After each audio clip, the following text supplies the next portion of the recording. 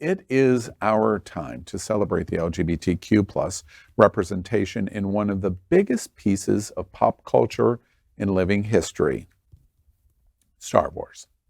Star Wars has highlighted characters of various sexualities and gender identities, how dare you yawn, creating new opportunities for LGBTQ plus fans to see themselves represented within the series. You heard of the pansexual Star Wars character? What about the lesbian Jedi? It's Star Wars Day, so I'm going to tell you about some of the LGBTQ plus characters in the Star Wars universe.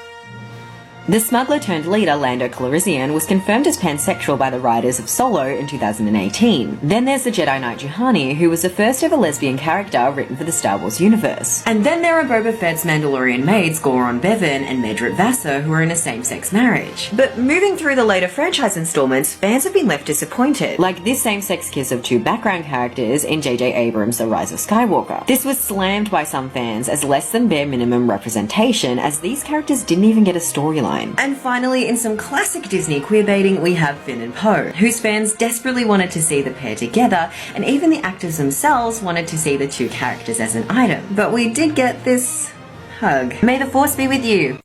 I am all in favor of classic Disney queerbaiting, I'm just saying. So, therefore, why not enjoy this Star Wars Day on May 4th? As a gay holiday by celebrating queer Star Wars characters like Doctor Chelli Lona Aphra, Sana Starros, Magna Tolvan, Varko Grey, Keo Venzee, Rae, and Terec Ceret. Star Wars Day is an informal commemorative day observed annually on May 4th. And of course, we're walking up to the joke, and it's just taking a long time to get there. To celebrate the Star Wars media franchise. To all the LGBTQ plus Star Wars fans across the world, may the 4th be with you. Took a long time. It did. All right. Question, but we got there. God. Question 4. With a Bacardi shot, I'd swallow that. Is the 4th be with you celebrated as a gay holiday? Do we consider it gay? No, and I'm a space nerd, and I still don't think that. All these examples that they're showing are like from the animated series or from this book or comic strip, or it was maybe a little bit of a mention in the back. But to have like a title character who is out has not happened in any of the major movies. We should not be bending over backwards to do a gay movie for this. No, but you bend over frontwards. That's well, for Caldo? Obviously, it's because it's Disney now, so it's going to be even tougher to have a character. Would it be tougher or easier? No, because if you look at what Disney's doing right now, they are going head to head, doubling down against Ron DeSantis. That doesn't mean they're going to have someone as a protagonist in a movie. But you're seeing them increase, double down and increase the LGBT representation that they have in film. They have not. They have not retracted. It wasn't overt, but they're also 11. So, children? I'm into grooming. It's just what I do. Apparently, all of us are. Yeah. That is a good point, though. But we've had many years where they had the opportunity and they haven't done so. But this is more of like a fur or a cosplay holiday. I think there's a lot of sex going on in the gay community on May the 4th. I'm curious. Anybody a Star Wars fan? Sure. Are there Star Wars fans? But there's so much. Wait, hold on. Does that mean if you're not a great Star Wars fan, you're a great Star Trek fan? Are there great Star Trek fans? No. So y'all are just absolutely irrelevant in pop culture completely. I watched them all. I've seen every movie at least 3 times. But I'm not like a super fan. We love anything sci-fi because it shows these different kind of communities, different worlds coming together, living together. So there's always this undercurrent of that is maybe what a more accepting society could look at. We're always going to lean into it, but we shouldn't be given this. But let's go back a second. You realize that Billy D. Williams was the only black person in space for a long time, right? So y'all want gay folks there. We only had one black person there in space for that long, and now y'all want black people there? And y'all want gay people there? Trooper helmets. I apologize. Let's go back to that part. I'm sorry. How many Mandalorians are black? You don't know. We don't, but guess what? How many did you see? And then we're making Billy D. pansexual. I mean, so let's go. I just want y'all to realize that that piece. Right? The only thing that I thought was fascinating. I thought Billy D. Williams was terrible in the movies, But the only thing that I thought was fascinating. Oh, and